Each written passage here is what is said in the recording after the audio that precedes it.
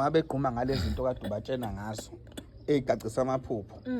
bayikhulumisa ewe induku yayikhulumisa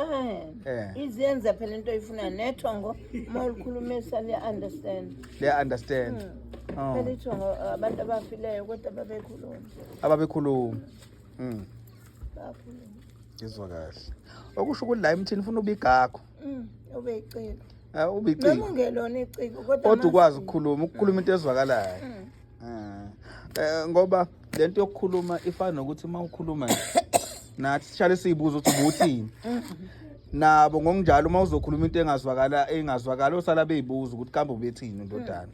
umzukulu ubethini iba iciko nje kwazi ukubeka inkulumo yakhe izwakala emsamo noma emthini osuke usebenzisa manje ukhuluma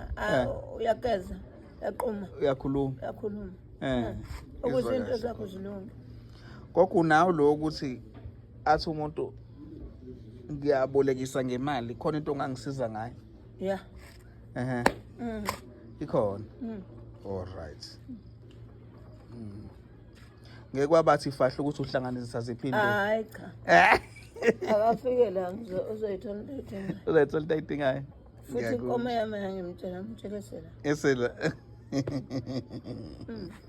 ngiyakuzwa khona awuthanda lo bantu kubacobelele ukuthi uhlanganisana nani